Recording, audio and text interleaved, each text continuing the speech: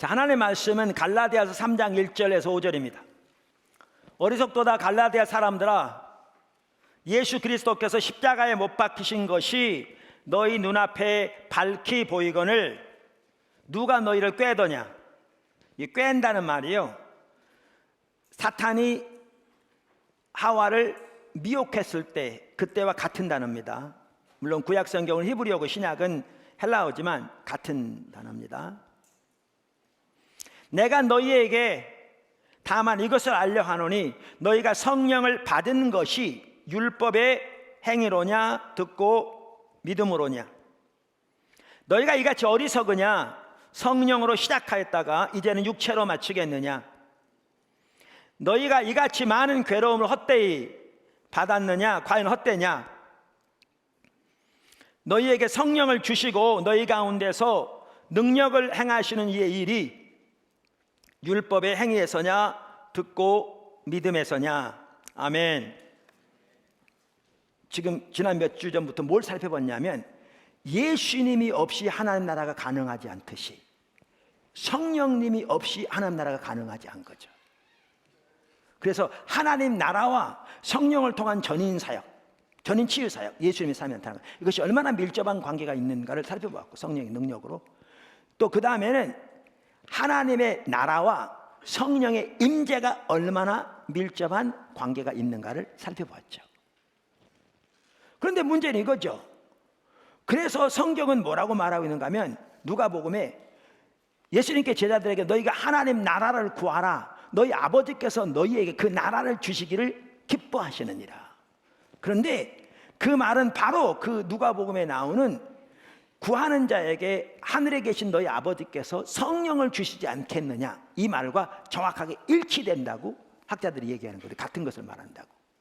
왜냐하면 그 하나님 나라가 성령을 통해서 이 땅에 임하고 역사하고 확장되기 때문에.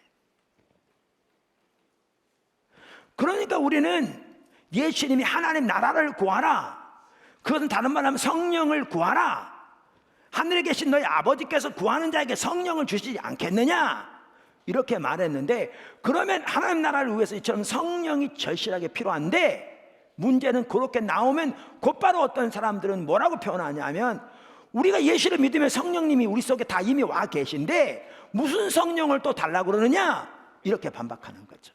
그들의 신학적인 이유 때문에.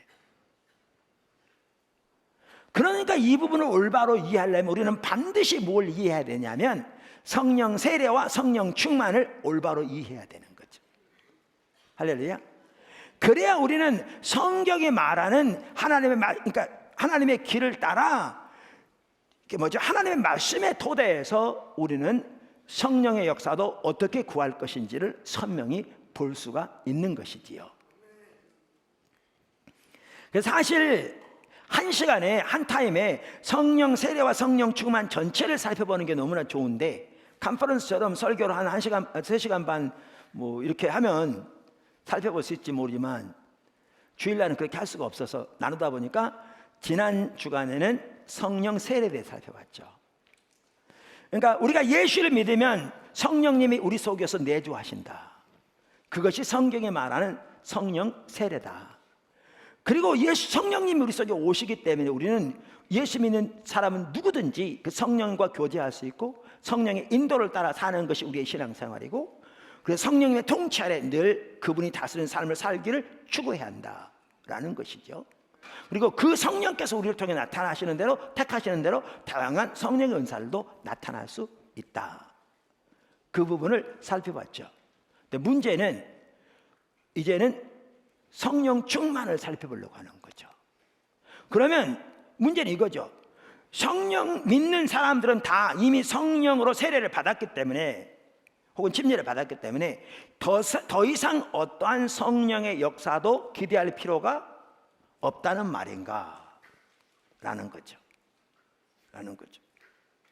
우리는 역사적으로 그리고 세계적으로 후속적인 놀라운 성령의 역사를 경험한 수많은 사람들을 알고 있는데, 그들의 경험을 그러면 어떻게 설명할 것인가? 라는 것이죠. 이 책은요, 제가 가끔 읽어드리고 인용하는 마틴 로이드 존스 목사님이 쓴 부흥이라는 책입니다. 제가 여기에 한 부분을 읽어드리겠습니다. 이 책은 1957년인가 그 해에 쓰여졌습니다. 그러니까 그 시점을 생각하시고 들으시면 됩니다. 100년 전, 그러니까 그때부터 100년 전이죠. 북아일랜드와 웨일즈에서 일어난 일도 마찬가지였습니다. 저는 데이비드 몰간이라는 사람을 언급한 적이 있습니다. 그 사람은 매우 평범한 목회자였습니다. 말하자면 그럭저럭 목회에 나가는 사람이었습니다. 아무도 그 사람의 이름을 들어본 적이 없었습니다.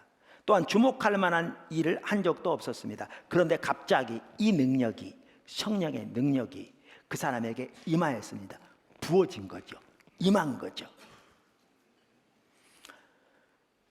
제가 말씀드린 바와 같이 2년 동안 그는 사자처럼 설교했습니다. 그런데 2년 후에 그 능력이 물러가 버렸습니다. 그는 다시 옛 데이빗 몰간으로 돌아왔습니다. 똑같은 사람이 되었습니다. 그러니까 평범한 목회자였어요. 특별한 일도 일어나지 않는. 그런데 어느 날 갑자기 성령의 능력이 강력하게 임해가지고요, 그때부터 2년 동안 설교를 통해서 놀라운 하나님의 역사가 일어났어요. 그런데 2년 후에 옛날 옛 데이빗 몰간 목사는 돌아왔어요. 이걸 어떻게 설명할 수 있냐는 얘기죠. 이거를. 그것을 사람들의 차원에서 설명할 수 없습니다. 오직 설명은 한 가지뿐입니다. 능하신 주의 손입니다. 하나님이 성령을 임하신 거죠. 또 다른 분의 얘기를 들게요. 300여 년 전 스코틀랜드에 존 리빙스턴이라는 설교자가 있었습니다. 존 리빙스턴의 생애에 참 놀라운 날이 있었습니다. 그는 그의 자서전에서 자기는 매우 평범한 설교자였다고 스스로 얘기했습니다. 그런데 그 생애에 대한 기록을 마치면서 이렇게 말했습니다. 어느 날이었다. 나는 그날을 결코 잊지 못할 것이다. 1630년 6월이었다. 그러면서 설명한 내용이죠. 어떤 일이 있었는가? 주일날 여러 번에 걸쳐서 예배를 인도하고요. 월요일 아침이 되었습니다. 리빙스턴이 설교를 부탁받게 되었습니다. 그는 묵상회에 들러 나갔습니다. 그런데 갑자기 자기는 설교할 수 없다는 자기의 무능력을 깨닫게 된 거죠. 이대로는 안 되겠다는. 그래서 설교자가 부적합하다는 느낌을 갖게 되어서 도망하고 싶었습니다. 그런데 갑자기 하나님의 음성이 자기의 심령 속에 말씀하시는 것 같았습니다. 도망치지 말라. 하나님은 그런 식으로 일하시는 분이 아니다. 그래서 그 느낌 때문에 그는 돌아와야만 했습니다. 그리고 그는 본문 말씀으로 에스겔 36장을 설교했습니다. 1시간 반가량 설교했고요. 그리고 그 메시지를 적용하기 시작했습니다.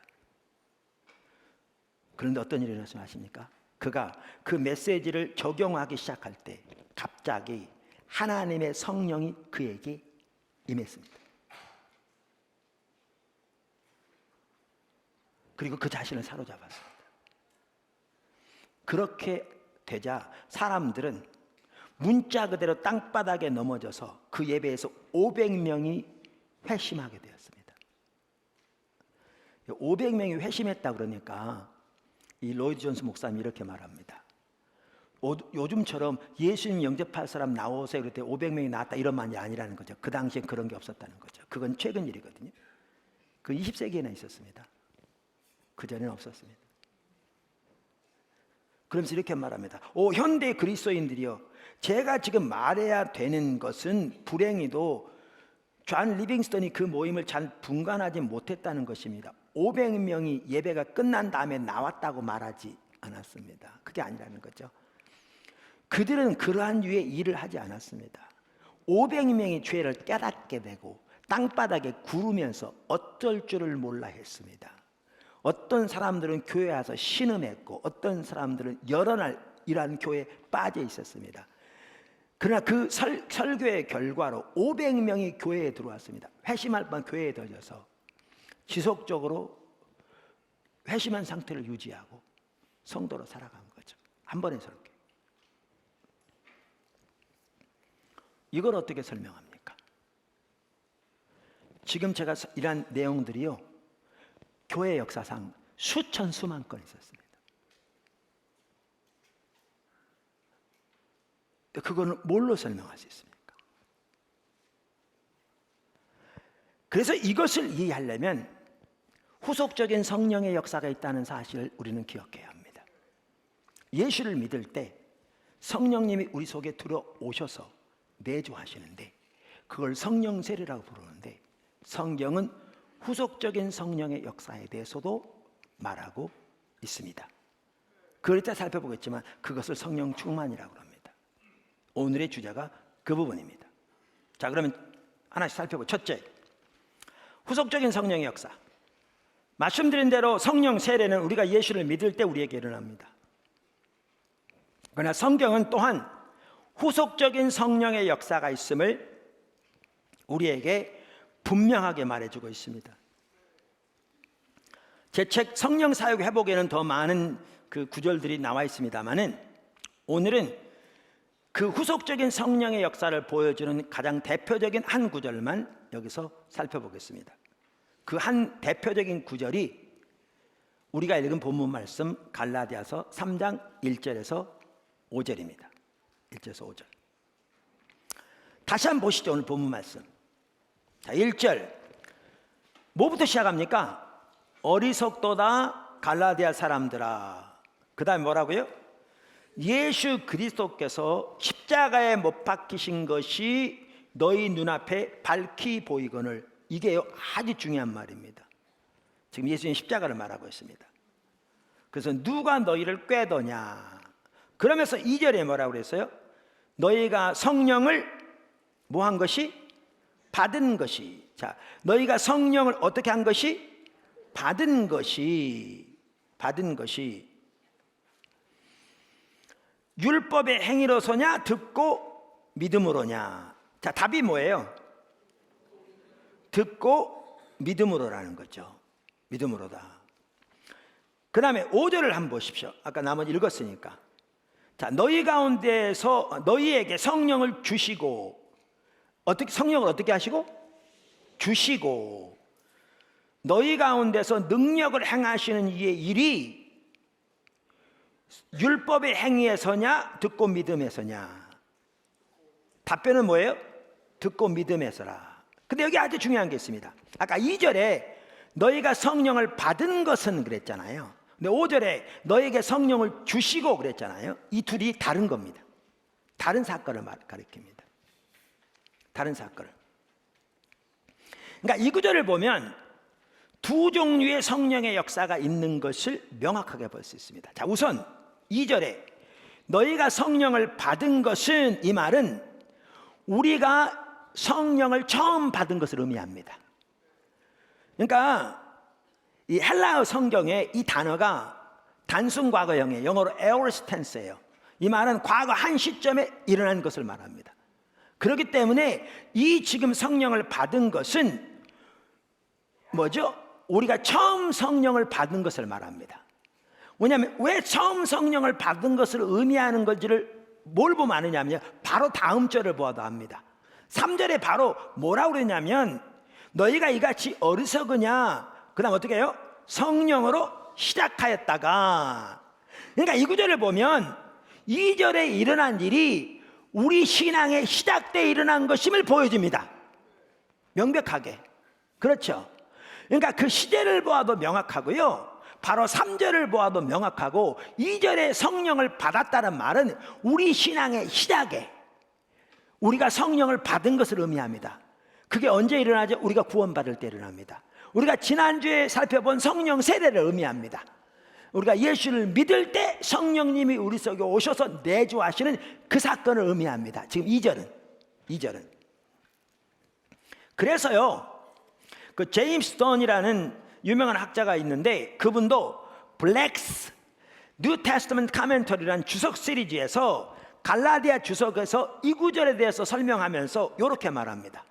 이분이 이 공식, 그러면서 가로 열고 성령을 받은 것의 경험 가로 닫고, 이 공식은 이미 대략 중생과 그리스도의 제자로서의 삶의 시작을 말하는 기술적인 용어이다.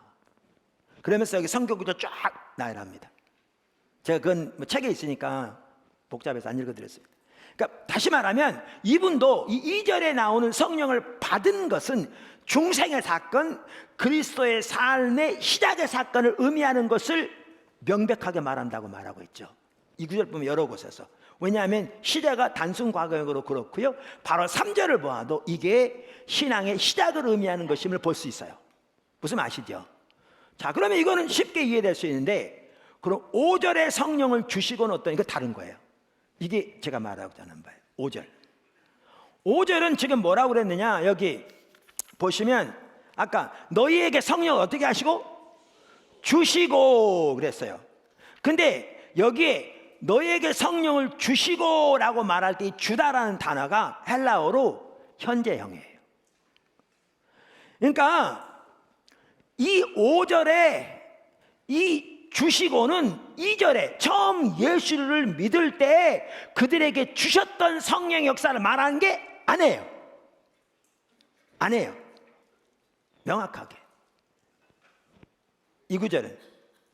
참고로 이거 현재형인데요, 신약 성경에서는, 그러니까 신약 헬라어로 쓰여진 헬라어에서는 현재형은 시간적으로는 현재를, 행동의 종류는 지속적인 행동을 가리켜요. 뭔 말인지 잘 모르시겠죠? 뭐 오래 다니신 분들은 여러 번 제가 설교해서 아는데, 우리말 과거, 현재, 미래, 뭐 영어 과거, 현재, 미래, 완료, 이런 것들은 다 시간만 의미해요. 그 현재 시간, 과거 시간, 미래 시간. 근데 헬라어에는 시간을 의미할 뿐만 아니라 그 속에 행동의 종류가 들어있어요.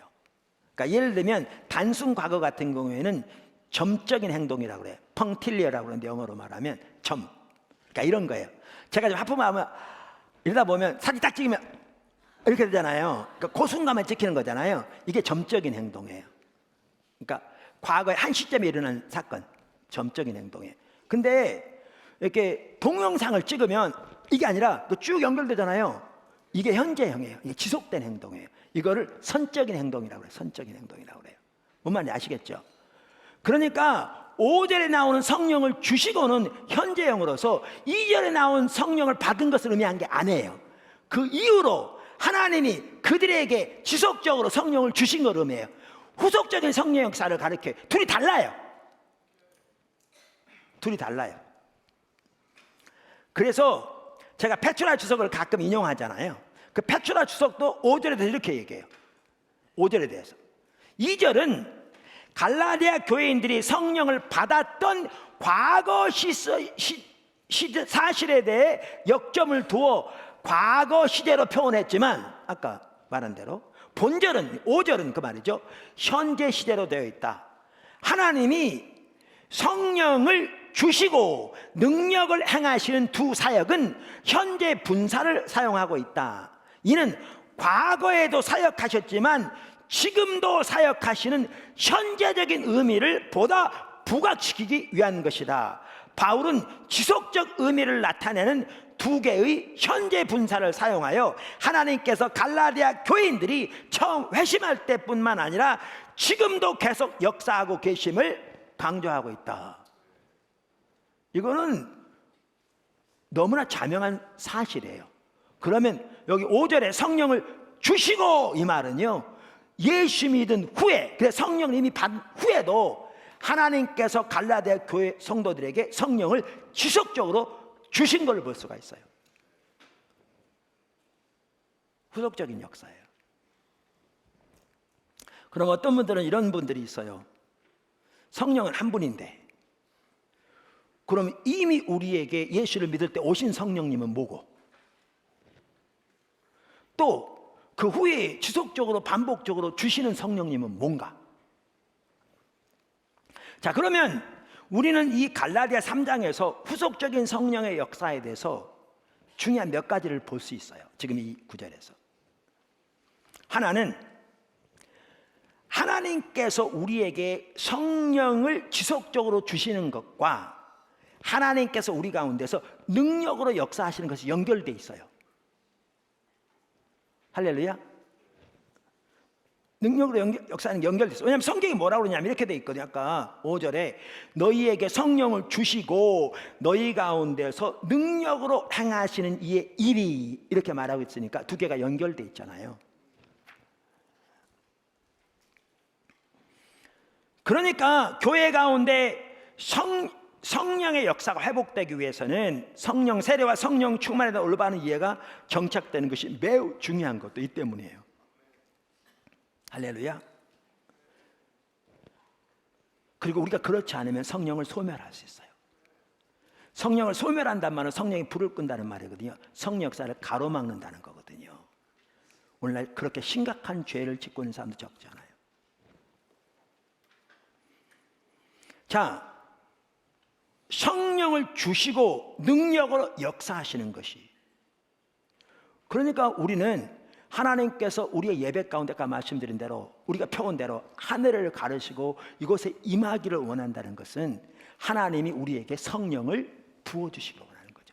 오셔서 우리 삶에 깨닫게 해주시고, 죄가 보여져서 아까 우리가 읽은 교회 역사처럼 자기 죄가 보여져서 땅바닥 죽은 자처럼 꼬꾸라져서 자기 죄를 회개하고 돌이키고 근본적으로 변화되는 역사가 있게 해주시고, 전인적인 치유 역사도 있게 해주시고, 억압들이 끊어지는 역사도 있게 해주시고, 자유케 되는 역사가 있게 해주시고, 주님 앞에 나아가는 우상들이 깨지는 역사가 있게 해주시고, 이거요, 성령이 오셔야 돼요. 성령의 역사예요. 성령을 주시고 능력으로 역사하시는 분이 하나님이라는 거죠. 둘이 연결된 걸 볼 수 있어요. 그래서 교회 가운데 말씀드린 대로 이러한 하나님의 역사를 기대할지인데 이 성령 세례와 성령 충만에 대한 올바른 이해가 있어야 한다는 거예요. 할렐루야. 또 하나 중요한 걸 볼 수 있어요. 여기에 보면 후속적인 성령 역사는 반복적으로 임하는 것입니다. 그러니까 앞으로도 살펴보겠지만 현정이라고 그랬잖아요. 현정은 아까 뭐라고요? 선적인 행동, 그러니까 반복적으로 나타나는 행동이라 그 말이죠. 지속적인 행동. 아까 학자들도 얘기했듯이 이 말은 뭐냐면 하나님이 우리 가운데 오늘 놀랍게 성령을 부어주셔서 놀라운 일을 하셨다고 해도 우리는 내일 또 그 역사를 기대할 수 있어요. 그렇게 사모함이 있어야 돼요. 주일날 낮에 그렇게 함께 하셨어도 주일 밤에 그렇게 하시기를 사모할 수 있고요. 우리 오이코스 몸에 그렇게 할 수 있고요. 우리 저녁 기도회 때도 그렇게 하기를 할 수 있고요. 낮에 중보기도에 소수가 모일지라도 그렇게 성령께서 임하시기를 우리는 사모하고 기대할 수 있어요. 왜요? 이게 반복적으로 주어지는 것이거든요. 할렐루야. 그래서 저는 우리 포도나무교회 지체들이 이러한 성령님의 역사에 더 열려져 있어야 돼요. 더 사모하고. 뭐에 토대해서? 하나님의 말씀에 토대해서. 세 번째, 여기 중요한 게 뭐냐면 처음 성령을 받은 것이건 후속적으로 하나님께서 성령을 지속적으로 주시는 것이건 둘 다 아까 뭘로 가능하다고 했어요? 듣고 믿음으로 가능해요.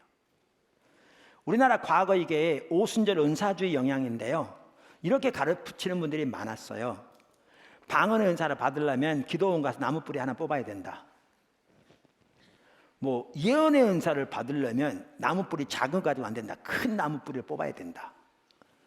그러니까 너무나 적지 않은 사람들이 은사를 받으려면 교회에서 혹은 기도원 가서 금식하고 부르짖어서 은사를 받아 기도하다 보면 혹시 은사가 줄지 모르는 이런 이해를 가지고 있어요.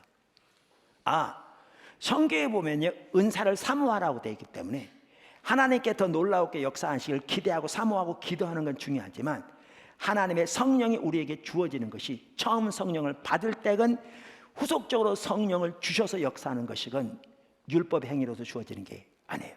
그건 잘못된 거예요.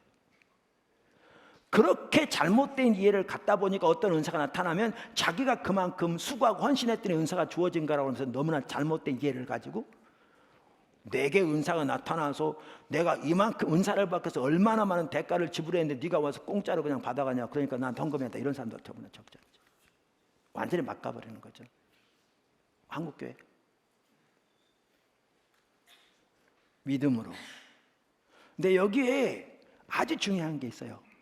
성령이 우리에게 처음 주어지는 것이건 지속적으로 주어지는 것이건 그건 전적으로 십자가 때문에 주어져요. 십자가 때문에. 자, 두 번째, 두 종류의 성령 충만. 이제 이 부분이 이제 살펴볼 핵심입니다. 사실은 두 종류의 성령 충만. 몇 종류가 있다고요? 두 종류. 두 종류. 근데 사도행전만 봐도요, 두 종류의 성령 충만이 있는 것을 명확하게 볼 수 있어요. 두 종류의 성령 충만은. 자, 성경 구절들을 지금 살펴볼 겁니다. 한 종류는 어디 나오냐면요, 사도행전 6장 3절 5절 11장 24절 등에 나옵니다. 어디 나온다고요? 사도행전 6장 3절 6장 5절 11장 24절 등에 나옵니다. 자, 그러면 제가 6장 3절 읽어볼게요. 형제들아, 너희 가운데서 성령과 지혜가 충만하여. 뭐가 충만하여? 성령과 지혜가 충만하여 칭찬받는 사람 7을 택하라. 우리가 이 일을 그들에게 맡기고. 아멘. 그러니까 여기에 사도행전에는요, 집사란 용어가 없습니다. 근데 여기 7사람은 흔히 집사의 원조라고 할 수 있죠. 근데 예루살렘 교회만 하더라도요, 성도가 5,000명이 넘었어요, 최소한. 근데 집사 7명이었어요. 근데 그들을 뽑으면서 하는 말이 뭐냐 하면, 성령과 지혜가 충만한 사람을 뽑으라.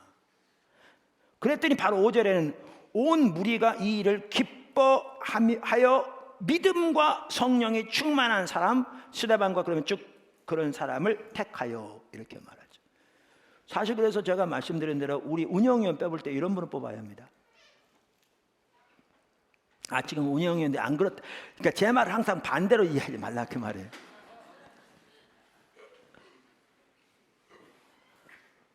그렇게 이해하면 한이 없어요. 그냥 꼬부라지게 해가지고. 그러니까 앞으로 운영위원 뽑을 때 이게 기준입니다. 성경대로. 그러니까 쉽게 한 표 그냥 던지고, 아, 저분 잘 아는데, 이렇게 해서는 안 됩니다. 그래서 안 돼요. 중요한 리더일수록 하나님 중심적인 사람이 세워져야 그 교회가 하나님 중심으로 가지. 아멘? 자, 그래서 여기 보면 성령과 지혜가 충만한, 그 다음에, 근데 여기 우리말에는요, 이런 거 신경 안 썼어요. 그러니까 제가 보기 좀 불만스러워요. 여기 6장 3절에 보면 성령과 지혜가 충만하여 이렇게 돼 있죠. 하여. 그 다음에 아까 6장 5절에는 뭐라고 했어요? 믿음과 성령이 충만한, 이렇게 돼 있어요. 그러니까 여러분 그럴 수 있어요. 아니, 성령이 충만하여가, 성령이 충만하냐, 그 얘기가 그 얘기지. 그러니까 구분 안 하고 있는 거예요. 그러니까 우리말 번역한 분도 구분 안 하고 있는 거예요, 이거를. 그러니까 그런 게 좀 아쉬워요. 그러니까 여기 보면, 그래서 성령과 지혜가 충만한, 이렇게 돼 있죠. 그 다음에 아까 11장 24절은 누구에 대한 얘기냐? 바나바에 대한 얘기예요. 바나바는 착한 사람이요, 성령과 믿음이 충만한 사람이라. 이분도 어떤 사람이라고요? 성령과 믿음이 충만한 사람이라. 이에 큰 무리가 주께 더하여지니라. 그러니까 이게 한 가지고요. 다 같은 걸음이에요, 여기에요. 그 다음에 성경에 보면 또 다른 종류의 성령 충만이 있어요. 그게 어디 나오냐면, 한 예를 들면 사도행전만 하더라도 어디 나오냐면, 그게 사도행전 4장 8절에 나와요. 사도행전 4장 8절. 자, 그러면 성경 우선 보시죠. 다. 사도행전 4장 8절. 예, 잘 따라오고 있습니다. 자, 사도행전 4장은 무슨 사건이죠? 3장에서 베드로와 요한이 성전에 기도하러 가다가 성전 문에 앉아있는 날 때부터 안진뱅이 된 40살쯤 된 사람을 치유한 거죠. 그게 계기가 돼서 사람들이 놀라면서 베드로와 요한에게 달려왔는데 그들에게 복음을 전하죠. 이런 일이 일어나니까 그 당시 종교 지도자들이 큰 위협인 거죠. 왜냐하면 영향력이 확대되니까, 예수님의 제자들이. 그랬더니 베드로를 공회 앞에 세우고 협박하는 거죠. 그랬을 때 베드로에게 일어난 일을 지금 기록하고 있는 겁니다. 4장 8절. 아멘. 자, 보시죠. 이에 베드로가 성령이 충만하여, 여기 이렇게 번역되어 있어요. 뭐하여? 성령이 충만하여 이르되 백성의 관리들과 장로들아. 그러면서 이제 만일 병자에게 행한 착한 일에 대하여 이 사람이 어떻게 구원을 받았느냐고 오늘 우리에게 질문한다면 너희는 알라, 너희가 죽인 십자가에 못 박고 죽인 그 예수님을 하나님이 살리셔서 그 나사렛 예수님 건강하다 이렇게 전한 거잖아요. 그 공회 앞에서 담대하게. 그래서 여기 보면 이 아까 말한 두 종류가 성령의 충만하여라고 말 이렇게 번역도 하니까 그게 그 말이 똑같은 것 같아. 근데 원어를 보면 둘이 달라요. 원어를 보면 달라요.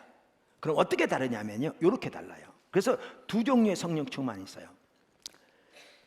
먼저 여기 아까 6장 3절, 6장 5절, 11장 24절에 있는 성령 충만은요, 어떤 충만이냐면 이런 충만이에요. 이 종류의 성령 충만은 영어로 많은 경우에 어떻게 번역하냐면 full of the Holy Spirit 이렇게 번역해요.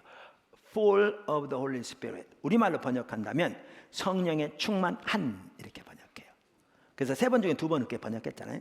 성령의 충만한 그런 형태로, 그러니까 형용사 같은 형태로 번역돼요.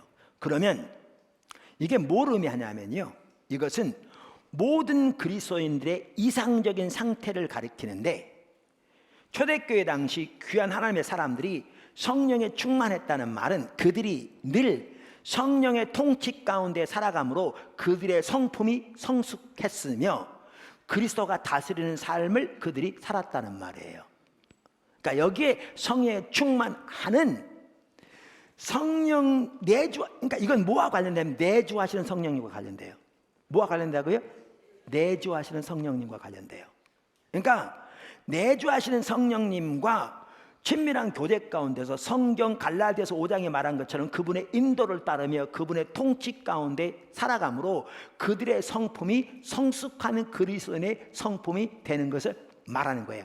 이걸 성령의 충만한이라고 번역하고 있어요. 자, 그러니까 7사람을 뽑으라 그러면서 믿음과 성령에 충만한 사람을 뽑으라, 이 말은 아까 그 스데반 나오고 바나바도 나오잖아요. 이런 사람들 어떤 사람이었다는 말, 이 말은 무슨 뜻이냐면 저들이 성령의 통치 가운데 늘 살아가고 그리스도의 통치 가운데 살아가고 그분의 인도에 민감해 순종하는 삶을 삶으로 그들이 영적으로 성숙한 사람들이었다, 그 뜻이에요. 아멘. 이게 성령 충만의 한 종류예요. 이제 다음에 좀 더 이걸 구체적으로 살펴볼까요? 한 종류예요. 무슨 말 아시겠죠? 근데 아까 4장 8절은 전혀 다른 거예요. 4장 8절은 전혀 달라요. 이 경우에는 영어로는 어떻게 번역하느냐 하면요, 아까 처음 거는 어떻게 번역했다고요? Full of the Holy Spirit 이렇게 번역했다고요. 근데 이 경우에는 어떻게 보냐면 Filled with the Holy Spirit 이렇게 했어요. Filled with the Holy Spirit, 동사 형태로. 이건 뭘 말하냐면요, 아까 말한 그것이 성령과의 동행하는 삶을 통해 지속적으로 그분의 통치 가운데 살아가는 삶을 말했다면, 이 경우에는 그걸 말하는 게 아니라 성령님이 그 시점에서 그들에게 임한 것을 말해요. 이 둘이 달라요. 무슨 아시겠죠? 그러니까 그 헬라어 시제를 보면 이게 명확해요. 그러니까 성령님이 그 시점에서 능력으로 임하신 사건을 말합니다. 무슨 아시겠죠? 이걸 그렇게 표현해요. 그러니까 사도행전에 나오는 또 다른 종류의 성령 충만은 성도들 안에서 특별한 일을 행하시기 위해, 이제 앞으로 자세히 제가 설명할 겁니다. 다음 주 가야 될 것 같네요. 오늘 시간이 많이 돼서. 혹은 성도들이 특별한 임무를 수행하거나 성취할 수 있도록 성령께서 그 시점에서 그들에게 능력으로 임하시는 것을 말합니다. 둘이 달라요. 그래서 이 종류의 성령 충만은 사역이나 직임을 위해 성도들을 능력으로 무장시켜주는 것과도 관련이 있습니다. 그리고 말씀드린 대로 이 종류의 성령 충만은 대부분 영어로 filled with the Holy Spirit이라고 번역하고 있습니다. 아까 베드로, 그러니까 그 당시 공회는 그 배후에 사실은 로마에까지 권력이 연결되어 있었잖아요. 그들의 지배 아래 있었지만 그 어마어마한 권력 있잖아요. 그 권력 앞에 이제 교회가 시작되어서 예수 믿은 지 얼마 되지도 않은 사람들, 얼마 되지 않은 그 어부 출신이 그들이 끌려간 거잖아요. 벌벌벌 떨어야 할 텐데, 근데 그 앞에서 그야말로 담대히 선포하잖아요. 근데 이게 베드로가 늘 평소 때 성령이 그를 다스리고 통치하는 성령의 통치 아래 삶을 살았기 때문에 그렇게 됐다는 말이 아니에요. 그게 아니에요. 그러니까 우리가 이제 과거에 설교를 이런 설교를 많이 들었거든요. 겟세마네 동산에서 그 예수님 잡히셨을 때 베드로 따라갔잖아요. 그랬더니 그 계집종 하나가 당신 예수 제자지? 그랬더니 자기 목숨이 두려워서 나중엔 저주까지 자기 내려가면서 3번씩이나 부인하잖아요. 그러니까 이와 같이 자기 목숨이 두려워서 그 계집종 앞에서 거짓말로 그렇게 예수를 부인했던 그 베드로가 옷을 내라 성령을 받고 보니까 그러니까 그 공회 앞에서 이렇게 담대하게 바뀌었다 이렇게 말하잖아요. 근데 그 틀린 말이에요. 한편으로 맞지만 틀린 말이에요. 뭔 말이냐면 여기에 이 사건은 베드로가 지속적으로 성령님의 통치 아래 살았기 때문에 이랬다는 말이 아니에요. 당연히 베드로가 그 사람을 살았을 것이고 또 살기를 추구했겠죠. 근데 이 구절에 말한 말은 뭐냐면 그 시점에서 성령이 그에게 임했다는 말이에요. 충만하게. 그리고 그 결과를 이렇게 했단 말이에요. 윌리엄 닐이라는 유명한 학자가 있습니다. 그분이 뉴 센츄리 바이블 카멘터리라는 주석 시리즈, 이 주석 시리즈를 다 유명한 시리즈들입니다. 거기에 사도행전의 주석을 달면서 이 지금 읽은 사도행전 4장 8절 베드로의 사건 이 부분에 대해서 이렇게 말합니다. 제가 이 학자들을 인용한 것은 이게 단순히 여주봉 목사가 한 얘기가 아니라는 거예요. 이게요. 신학 사전이 말하는 거고 성경 사전이 말하는 거고 학자들이 말하는 거고 그런 거란 얘기죠. 물론 학자들 중에 이 부분을 전혀 보지 못하는 사람도 많습니다. 전혀 언급하지 않은 사람도 많습니다. 그들의 신앙 자체가 하나님께 전혀 열려져 있지 않으면 그리고 성령께 열려져 있지 않으면 가려져 있는 거죠. 근데 성경은 명백히 이 부분을 보여주고 있습니다. 자, 윌리엄 닐은 이렇게 말합니다. 사도행전에서 누가란 말은 사도행전 저자가 누가잖아요. 사도행전에서 누가는 스데반과 바나바와 같은 사람들에게 아까 처음 살펴봤던 그 구절이죠. 사람들에게 그리스도의 제자로서의 훌륭한 성품을 부여해 주었던 성령님의 영원한 내주와 이분도 그들에게 성품과 관련되고 그게 뭐와 관련돼요? 성령님의 내주와 관련된다는 거죠. 똑같이 내주하신 성령님께 민감해 순종한 그분의 통치 가운데 살아감으로 성숙한 성품이 그에게 주어지는 것을 말하는 거죠. 이 내주와 여기 베드로의 경우에서처럼 특별한 영감의 부어주심을 구별하고 있다. 그는 이거를 뭐라고 부르냐면 특별한 영감의 부어주신다. 그러니까 그 시점에 하나님이 영감을 특별히 부어주는 성령을 부어주는 걸 말하죠. 그러면서 이렇게 말하죠. 구별하고 있다. 이 특별한 영감의 부어주심이 단순한 어부를 그리스도를 위한 확신 있고 두려움 없는 대변인으로 변화시켰다. 이것이 예수님께서 하신 약속이 성취된 것이다. 핍박을 받을 때 이렇게 할 거라는. 그러니까 이 사건은요 성령의 능력으로 임하신 사건입니다. 그 시점에서. 할렐루야. 아까 제가 주제별 성경 말씀드렸잖아요. 주제별 성경. 그 주제별 성경도 이 두 가지를 이렇게 잘 정리하고 있어요. 그러니까 성령이 충만하여 라는 말의 의미는 이건 동사 형태죠. Filled with the Holy Spirit. 말의 의미는 하나님의 능력을 의식적으로 경험하는 것을 말한다. 그러니까 하나님의 능력이 그에게 임한 것을 말하죠. 그걸 경험하는 것을 말하죠. 그 다음에 성령의 충만한 이라는 의미는 형용사 형태의 Full of the Holy Spirit 번역돼. 이것은 지속적인 성숙한 기독교인의 성품을 말한다. 똑같아요. 그러니까 이게 주제별 사전이건 학자들이건 그래서 보는 사람은 똑같이 얘기해요. 그러니까 여기에 보면 성경에는 명백히 후속적인 성령의 역사를 말하고 있는데 그 후속적인 성령의 역사를 성령 충만이라고 말하고 있고 그런데 성경에는 성령 충만이 두 종류가 있다. 사도행전만 두 종류가 있다는 거죠. 어떻게 두 종류가 있다?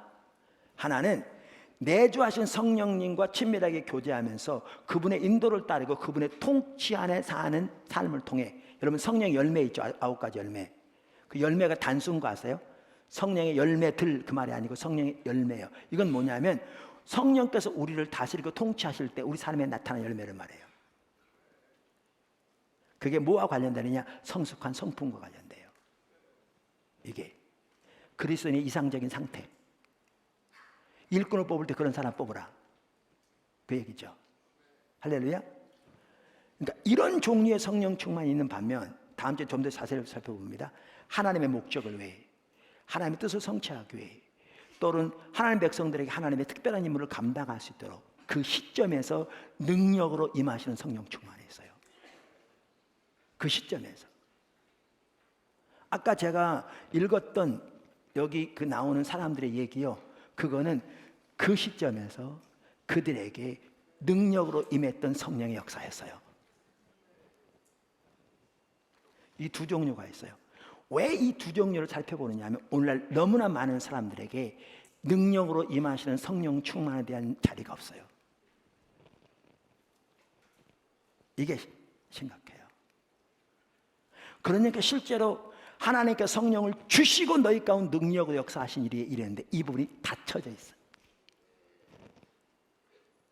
그래서 우리는 하나님의 역사를 우리 가운데 마음껏 환영하고 우리 가운데서 하나님의 뜻이, 하나님의 역사들이 놀랍게 이루어지기 위해서는 성령 세례와 성령 충만을 올바로 이해해야 되는데, 예수를 믿을 때 성령님이 우리 속에 오셔서 내주하시는 사건을 성경은 성령 세례라고 부르고 있고, 근데 성경은 후속적인 성령 역사를 말하고 그걸 성령 충만이라고 말하고 있다. 그런데 성령 충만은 두 종류가 있다라는 것이죠. 참고로 언어의 표기의 문제가 다를 수 있다고 그랬잖아요. 로이드 존스 목사님 제가 잠깐 언급했었는데 그분은 성령 세례가 두 종류가 있다고 믿는 사람이거든요. 저는 하나라고 말씀드렸고, 근데 그분은 제가 이해한 바 똑같이 이해하되 능력으로 임하시는 성령 충만을 그분은 성령 세례라고 부를 뿐이에요. 무슨 말 아시겠죠?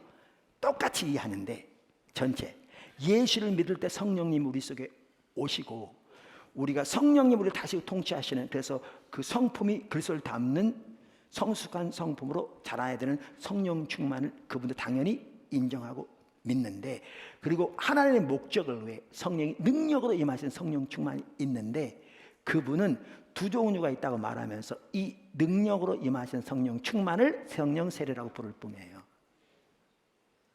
같은 이해인데,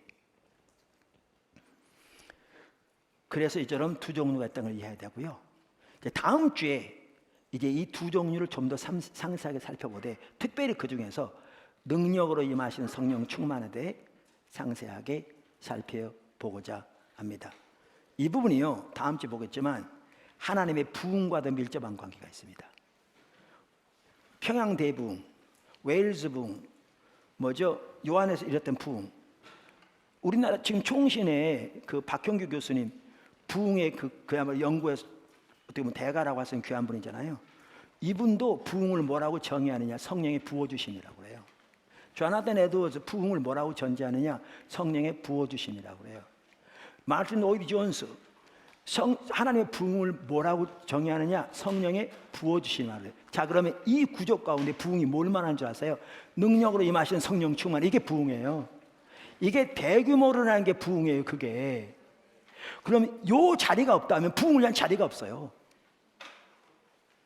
그러면서 부흥을 위해 기도한다는 건 너무나 어리석은 거예요. 그래서 우리가 이 성경적인 진리로 무장되는 게 그만큼 중요합니다. 할렐루야. 하나님의 역사를 마음껏 사모하고 기대하고 갈망하는 우리가 되기를 바랍니다.